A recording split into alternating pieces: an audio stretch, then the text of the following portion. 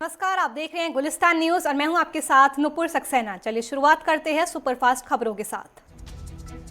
कृषि कानूनों के खिलाफ प्रदर्शन कर रहे किसानों का दायरा लगातार बढ़ता ही जा रहा है। सरकार के सख्त रुख के बावजूद किसानों का आंदोलन लगातार जारी है। इसी बीच किसान एकता मोर्चा ने ऐलान किया है कि वो आगामी 6 फरवरी को देश भर में 3 घंटों के लिए चक्का जाम करेंगे। थोड़ी देर में किसान आंदोलन में शामिल किसानों को अपना समर्थन देने के लिए शिवसेना नेता संजय राउत गाजीपुर बॉर्डर पहुंचने वाले हैं। लाल किले पर हुई हिंसा में सीआईएसएफ के जवानों के ऊपर तलवार से हमला करने के आरोप में दिल्ली पुलिस की क्राइम ब्रांच ने आकाशप्रीत सिंह नाम के एक शख्स को गिरफ्तार कर लिया है। दिल्ली पुलिस के मुताबिक दिल्ली हिंसा के मामले में अब तक 44 एफआईआर दर्ज कर ली गई है और 128 लोगों को गिरफ्तार भी कर लिया गया है। किसानों के आंदोलन के बीच पुलिस प्रशासन भी पूरी तरह से मुस्तैद है। दिल्ली के अलग अलग बॉर्डरों पर पुलिस का पहरा लगातार बढ़ता ही जा रहा है। दिल्ली पुलिस ने NH-24 को पूरी तरह से बंद कर दिया है। अक्षरधाम से सराय काले खां की तरफ जाने वाले फ्लाईओवर पर बैरिकेडिंग कर दी गई है। दिल्ली पुलिस ने दिल्ली उत्तर प्रदेश को जोड़ने वाले गाजीपुर बॉर्डर और टिकरी बॉर्डर पर भारी बैरिकेड्स लगा दिए हैं। कंटीले तारों से भी रास्ता रोकने की कोशिश की गई है। दिल्ली पुलिस ने कई लेयर के बैरिकेड्स और सीमेंटेड वॉल्स लगाए हैं, तो वहीं गाजीपुर बॉर्डर पर सड़कों पर बड़ी बड़ी कीलें लगाई गई है। किसानों की मांग है कि सरकार ने प्रदर्शन स्थलों पर बिजली और पानी की आपूर्ति में जो कटौती की है उन्हें बहाल किया जाना चाहिए। किसान संगठनों ने यह भी आरोप लगाया है कि आंदोलन में शामिल होने की खातिर किसानों को दिल्ली को पहुंचने से रोकने के लिए गाड़ियों को कम या रूट डाइवर्ट किए जा रहे हैं। दिल्ली हाईकोर्ट में एक जनहित याचिका दाखिल की गई है, जिसमें कोर्ट से मांग की गई है कि 26 जनवरी और उसके बाद हिरासत में लिए गए लोगों को तुरंत रिहा किया जाए। पंजाब के मुख्यमंत्री कैप्टन अमरिंदर सिंह ने आज सर्वदलीय बैठक बुलाई है। ये बैठक एकजुटता दिखाते और 3 कृषि कानूनों के संबंध में आगे के रास्ते पर आम सहमति कायम करने के लिए बुलाई गई है।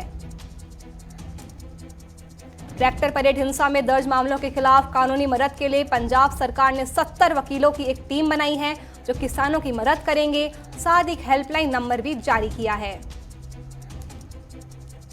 हरियाणा सरकार ने 7 जिलों में वॉइस कॉल को छोड़कर इंटरनेट सेवाओं, SMS सेवाओं और मोबाइल नेटवर्क पर दी जाने वाली सभी डोंगल सेवाओं को बंद करने की अवधि आज शाम 5 बजे तक बढ़ा दी है। कृषि कानूनों के खिलाफ चल रहे किसानों के आंदोलन का असर आज संसद में भी दिखाई दिया। कांग्रेस समेत कई विपक्षी दलों ने राज्यसभा में किसानों के मुद्दे पर चर्चा के लिए नोटिस दिया। विपक्ष के नोटिस पर राज्यसभा चेयरमैन ने आज चर्चा से इंकार कर दिया। इसके बाद विपक्ष ने वॉकआउट कर दिया। बाद में विपक्षी सांसदों ने राज्यसभा में जमकर नारेबाजी भी की। राज्यसभा के चेयरमैन वेंकैया नायडू ने कहा कि कृषि कानूनों पर पहले ही चर्चा हो चुकी है, इसलिए अब उसकी जरूरत नहीं है। उन्होंने कहा कि इस पर आज नहीं कल चर्चा होगी। बजट 2021 से 22 को लेकर राहुल गांधी ने निराशा जताई है। राहुल गांधी ने कहा कि देश की सीमाओं पर तनाव की स्थिति है, ऐसे में रक्षा बजट क्यों नहीं बढ़ाया गया है। राहुल गांधी ने ट्वीट करते हुए कहा कि चीन हमारे क्षेत्र पर कब्जा कर रहा है, हमारे सैनिकों को लगातार मारा जा रहा है, लेकिन पीएम मोदी सिर्फ फोटो के लिए उनके साथ दिवाली मनाते हैं। योग गुरु बाबा रामदेव ने नए बजट को समावेशी बताते हुए कहा कि देश में पाम ऑयल का उत्पाद बढ़ाने के बाद पतंजलि 5 लाख लोगों को रोजगार मुहैया कराएगी। उड़ीसा के सीएम नवीन पटनायक ने भी बजट की तारीफ की है, लेकिन वे अपने राज्य उड़ीसा के संदर्भ में बजट से असंतुष्ट नजर आ रहे हैं और इसे उड़ीसा के लिए बड़ा झटका बताया है। नवीन पटनायक ने कहा कि सेंट्रल टैक्स के हिस्से में कटौती के बाद इस साल राज्य को 10,800 करोड़ का नुकसान होगा। उन्होंने कहा कि उड़ीसा में भी अन्य राज्यों की तरह पूंजी निवेश की जरूरत है। कांग्रेस के वरिष्ठ नेता पी चिदम्बरम ने कहा कि इस बजट से निराशा ही हाथ लगी है। पिछले बजट की ही तरह इसकी भी पोल जल्द खुलेगी, इससे सिर्फ अमीरों को फायदा मिलेगा। कांग्रेस प्रवक्ता रणदीप सुरजेवाला ने कहा कि ये धोखे वाला बजट है। इस बजट ने गरीब को धोखा दिया और नौकरी पेशा लोगों को भी धोखा दिया है। रणदीप सिंह सुरजेवाला ने कहा कि खेती बजट 6% काटा है, ये सबसे बड़ा धोखा है। भूखे हाथी को एक मुट्ठी घास की दी जाए तो क्या होगा। पूर्व मुख्यमंत्री कमलनाथ ने केंद्रीय बजट पर निराशा जताई है। उन्होंने ट्वीट कर लिखा कि देश के आम बजट से देशवासियों को काफी उम्मीदें थी, लेकिन इस बजट से आमजन को भारी निराशा हुई है। कमलनाथ ने पुरानी घोषणाओं को नए बजट में दोहराने का आरोप लगाते हुए ट्वीट किया कि कई सालों पुरानी घोषणाओं को इस बजट में एक बार फिर से दोहराने का काम किया गया है। बिहार मंत्रिमंडल विस्तार को लेकर बीजेपी अध्यक्ष जेपी नड्डा के आवास पर बैठक बुलाई गई। इस दौरान सुशील मोदी समेत कई नेता मौजूद रहे। हाल ही में बीजेपी में शामिल हुए पश्चिम बंगाल के पूर्व वन मंत्री राजीव बनर्जी की सुरक्षा बढ़ा दी गई है। राजीव बनर्जी को पश्चिम बंगाल में Z श्रेणी की सुरक्षा मिलेगी। राजस्थान सरकार ने 8 फरवरी से कक्षा 6 से कक्षा 8 तक के स्कूल खोलने का फैसला लिया है। इसी बीच सीएम गहलोत ने अधिकारियों से कोरोना से बचाव के लिए पूरी सावधानी बरतने की बात कही है। मेट्रो रेल कॉरपोरेशन ने ऐलान किया है कि एक्वा लाइन मेट्रो 21 में से 10 मेट्रो स्टेशनों पर नहीं रुकेगी। एनएमआरसी के मुताबिक कम यात्रियों वाले स्टेशनों पर यह मेट्रो नहीं रुकेगी। केंद्र सरकार ने ये स्पष्ट कर दिया है कि गगनयान अभियान का मानव रहित ट्रायल इसी साल दिसंबर में किया जाएगा। उत्तर प्रदेश सरकार ने बड़ा बदलाव करते हुए शासन स्तर पर शीर्ष प्रशासनिक अधिकारियों के बहुप्रतीक्षित तबादले कर दिए हैं। कोरोना के लगातार कम होते मामलों को देखते हुए एम्स प्रशासन ने डॉक्टरों और अन्य स्टाफ को राहत देते हुए पीपीई किट की अनिवार्यता को खत्म कर दिया है। अधिसूचना के अनुसार कर्मचारियों को फेस मास्क, फेस शील्ड और दस्ताने को अनिवार्य रूप से पहनना होगा। साथ ही शिफ्ट टाइमिंग को भी पहले की तरह सामान्य कर दिया गया है।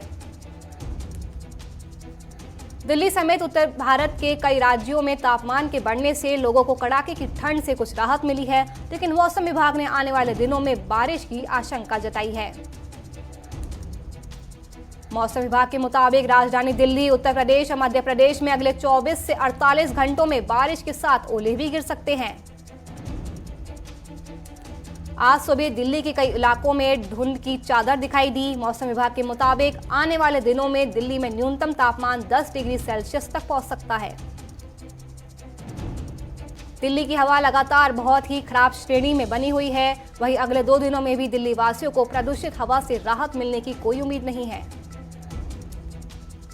कन्नौज में पुलिस ने 3 शातिर चोरों को गिरफ्तार किया है, जिनके पास से देसी तमंचा, एक बाइक और एक मोबाइल सहित नकदी भी बरामद हुई है। झज्जर में पुलिस को बड़ी सफलता मिली है। पुलिस ने अवैध हथियारों के साथ सन्नी गैंग के 8 बदमाशों को गिरफ्तार किया है। जालंधर में शिरोमणि अकाली दल यूथ विंग ने 26 जनवरी को दिल्ली में सिखों की प्रताड़ना के खिलाफ प्रदर्शन किया और प्रधानमंत्री का पुतला भी फूका। 11 महीनों से सील भारत नेपाल सीमा को कुछ शर्तों के साथ खोल दिया गया है। ऊना में विश्व हिंदू परिषद और अन्य संगठनों ने राम मंदिर निर्माण को लेकर लोगों को जागरूक करने के लिए वाहन रैली निकाली है। कोरोना के बीच हिमाचल प्रदेश में स्कूल खुल गए हैं। इस दौरान कोरोना के नियमों का खास ख्याल रखा गया। रामपुर के गांव में लोग पिछले कई सालों से पानी की समस्या से परेशान हैं, जिसकी वजह से लोग पलायन करने को मजबूर हो रहे हैं। AIMIM विधायक अख्तरुल ईमान ने प्रेस कॉन्फ्रेंस कर कहा कि नीतीश जब भी बीजेपी के साथ रहेंगे, उनसे गठबंधन के लिए सोचना भी हमारे लिए पाप है। जोधपुर में एक ट्रैफिक पुलिसकर्मी पर कार चालक ने कार चढ़ा दी, जिसके बाद ट्रैफिक पुलिसकर्मी को घायल अवस्था में अस्पताल में भर्ती कराया गया है।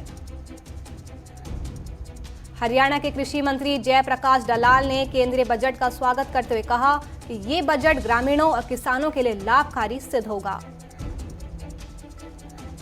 हरियाणा के मुख्यमंत्री मनोहर लाल ने केंद्रीय बजट 2021-22 को गरीब हितैषी और भविष्य के लिए अनुकूल बताया है। राजस्थान सरकार के कैबिनेट मंत्री और विधायक शाले मोहम्मद ने अपना 45वां जन्मदिन मनाया। सीएम अशोक गहलोत ने भी उन्हें शुभकामनाएं दी। करौली में विधायक लाखन सिंह की अध्यक्षता में किसानों के समर्थन में जिला मुख्यालय पर आम सभा हुई। इस दौरान विधायक बीजेपी पर जमकर बरसे। करौली के शिकारगंज में सीवरेज का पानी लगातार सड़क पर जमा होने से गुस्साए लोगों ने सड़क पर जाम लगा दिया। नगर परिषद सभापति के समझाने के बाद लोगों ने जाम खोल दिया। चूरू में राजस्थान किसान यूनियन इकाई के युवाओं ने राष्ट्रपति के नाम ज्ञापन सौंपकर किसान आंदोलन को कुचलने का प्रयास करने वालों के खिलाफ कार्रवाई की मांग की है। भीनमाल के गांव में पुलिस ने 24 घंटे में युवक को हत्या का खुलासा कर दिया। पुलिस ने आरोपी को गिरफ्तार कर लिया है। दरअसल आरोपी ने पत्नी के साथ मृतक को छेड़छाड़ करते हुए देखा था। हरियाणा के राज्यपाल नारायण आर्य ने राष्ट्रीय कैडेट कोर के कैडेट्स के सम्मान समारोह में बतौर मुख्य अतिथि शिरकत की। जालंधर के अस्पताल के पास कूड़े में 8 महीने का भ्रूण मिलने से सनसनी फैल गई। पुलिस ने अज्ञात लोगों के खिलाफ मामला दर्ज कर लिया है। व्यापारी से 5 लाख रुपए की लूट की गई। पूर्व मंत्री चौधरी कर्ण सिंह दलाल ने कहा कि बीजेपी के तमाम हटकंडों के बाद किसान धरने को पलवल में फिर से शुरू कर दिया गया और जब तक मांगे नहीं मानी जाती तब तक धरना जारी रहेगा। पंजाब प्रेस क्लब ने विरोध प्रदर्शन किया। सिद्धार्थनगर में सड़क सुरक्षा माह के तहत अस्पताल रोड के पास अवैध दुकानों का अतिक्रमण हटाया गया। इस दौरान भारी पुलिस बल तैनात रही। चित्रकूट में कई अपराधों की घटनाओं का अंजाम देने वाला डकैत गौरी यादव फरार चल रहा है। उसे पकड़ने के लिए पुलिस ने अभियान चलाना शुरू कर दिया है और उस पर 1 लाख का इनाम भी घोषित किया गया है। सोनभद्र में जिलाधिकारी अभिषेक सिंह ने जेल में रह रहे कैदियों को सहूलियत के लिए उनको स्टील जग बांटे। ये जग रेड क्रॉस सोसाइटी की तरफ से मुहैया कराए गए हैं। गोरखपुर के थाना परिसर में दारोगा की विदाई समारोह के दौरान पुलिसकर्मी आपस में ही भिड़ गए। वीडियो वायरल होने पर 6 पुलिसकर्मियों को तत्काल रूप से निलंबित कर दिया गया। मैनपुरी में विवाहिता ने दारोगा पर अश्लील हरकतें करने का आरोप लगाया। इस संबंध में महिला ने पुलिस को तहरीर देकर न्याय की गुहार लगाई है। बुलंदशहर के सिकंदराबाद में पीएसी के टेंट में अनियंत्रित डंपर जा घुसा, जिससे 2 सिपाहियों की मौत हो गई, वहीं 2 सिपाही घायल हो गए। मधुबनी में पीएचईडी मंत्री रामप्रीत पासवान ने पंचायत के 8 वार्डों में नल जल योजना का उद्घाटन किया। योजना की लागत 1 करोड़ 20 लाख बताई जा रही है। पुलिस ने विदेशी शराब से लदे ट्रक को जब्त करके चालक को गिरफ्तार कर लिया है। इसकी जानकारी डीएसपी ने प्रेस कॉन्फ्रेंस करके दी। हाजीपुर में पुलिस ने बंद कंटेनर में भारी मात्रा में गांजा बरामद किया, जिसकी कीमत करोड़ों में बताई जा रही है। सेंसेक्स 963 अंकों की बढ़त के साथ 49,564 पर कारोबार कर रहा है। वहीं निफ्टी भी 319 अंक ऊपर 14,600 पर कारोबार कर रहा है।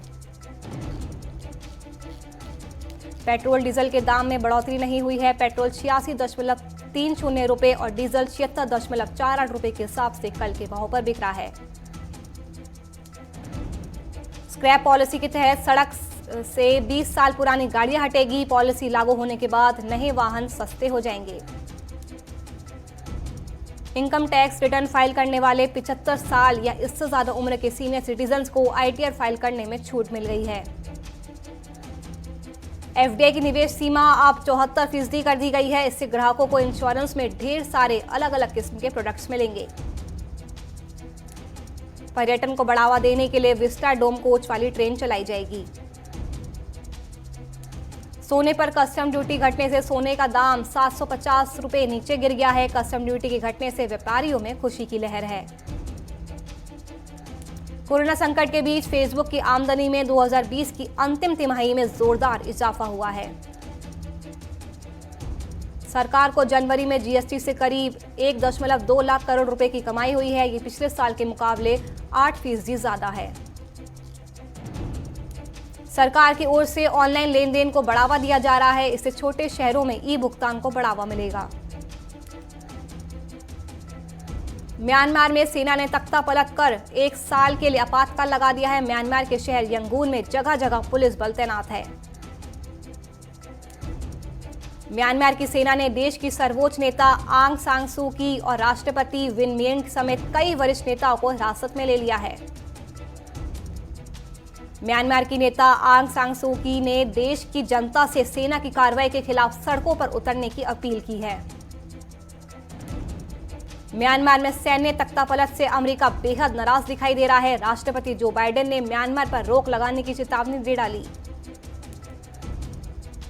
दुनिया में कोरोना संक्रमितों की संख्या 10.36 करोड़ का आंकड़ा पार कर गई है। वहीं इस महामारी से अब तक 22.39 लाख लोगों की मौत हो गई है। ब्रिटेन में कोरोना का कहर जारी है। पिछले 24 घंटे में कोरोना के 18,607 नए मामले सामने आए और 406 लोगों की वायरस के चलते मौत हो गई। चीन में कोरोना का नकली टीका बनाने के आरोप में 3 शहरों में 80 लोगों को गिरफ्तार किया गया। पुलिस ने 3000 नकली खुराक भी जब्त की है। भारतीय अमेरिकी भव्य लाल को नासा ने अमेरिकी अंतरिक्ष एजेंसी की कार्यकारी प्रमुख नियुक्त किया है। बांग्लादेश की प्रधानमंत्री शेख हसीना ने पूर्व प्रधानमंत्री खालिदा जिया पर पाकिस्तानी खुफिया एजेंसी ISI का साथ देने का गंभीर आरोप लगाया है। पूर्व अमेरिकी राष्ट्रपति डोनाल्ड ट्रंप से नाराज कई अधिकारियों ने रिपब्लिकन पार्टी छोड़ दी है। उन्होंने ट्रंप पर पार्टी की छवि खराब करने का आरोप लगाया है। जावेद अख्तर मानहानि मामले में कंगना रनौत को अंधेरी मजिस्ट्रेट कोर्ट का समन जारी हुआ है, जिस पर एक्ट्रेस ने सोशल मीडिया पर कहा कि गीदड़ों का एक झुंड और एक शेरनी। राज शांडिल्य की लिखी फिल्म ड्रीम गर्ल के सीक्वल की शूटिंग जून के बाद शुरू होगी। इस फिल्म में एक्टर आयुष्मान खुराना अलग अलग आवाजें नहीं निकालेंगे। आयुष्मान खुराना की फिल्म डॉक्टर जी में रकुल प्रीत सिंह की एंट्री हो गई है। इस कैंपस कॉमेडी ड्रामा में आयुष्मान और रकुल पहली बार स्क्रीन शेयर करते हुए नजर आएंगे। एक्टर सलमान खान जल्द ही OTT प्लेटफॉर्म पर डेब्यू कर सकते हैं। सूत्रों की माने तो एक OTT प्लेटफॉर्म की ओर से सलमान को ऑफर दिया गया है, जिसके लिए सलमान की टीम ने 150 करोड़ रुपए की मांग की है। बिग बॉस 14 के कंटेस्टेंट राहुल वैद्य की जल्द ही शादी हो सकती है। इस बात का खुलासा उनकी मां गीता वैद्य ने खुद एक इंटरव्यू में करते हुए कहा कि घर से बाहर आते ही बेटे से शादी का जिक्र जरूर करूंगी। भारत और इंग्लैंड के बीच 4 मैचों की टेस्ट सीरीज की शुरुआत 5 फरवरी से होनी है, जिसको लेकर पूर्व क्रिकेटर इरफान पठान ने कहा टीम इंडिया इंग्लैंड के खिलाफ 3 स्पिनर उतार सकती है। भारत इंग्लैंड की टेस्ट सीरीज को लेकर इंग्लैंड के स्पिनर गेंदबाज लीच बोले, भारत में सफलता के लिए स्पिनरों को तेजी से गेंदबाजी करना जरूरी नहीं है। भारत इंग्लैंड सीरीज के दूसरे टेस्ट से 50% दर्शकों की एंट्री हो सकती है, यानी इससे मोटेरा हाउसफुल हो सकता है। सभी भारतीय खिलाड़ियों की तीनों कोरोना रिपोर्ट नेगेटिव आई है, जिसके बाद अब खिलाड़ी आउटडोर सेशन में ट्रेनिंग कर सकेंगे। केरल के लिए खेलने वाले अजहरुद्दीन ने हाल में सैयद मुश्ताक अली ट्रॉफी के लिए एक तूफानी पारी खेली थी, जिसके बाद उम्मीद की जा रही है कि इस महीने होने वाले IPL की नीलामी में अजहर पर तमाम फ्रेंचाइजी टीम की नजर रहेगी। चलिए फिलहाल के लिए इतना ही। देश और दुनिया की तमाम खबरों के लिए हमसे लगातार जुड़े रहें। नमस्कार।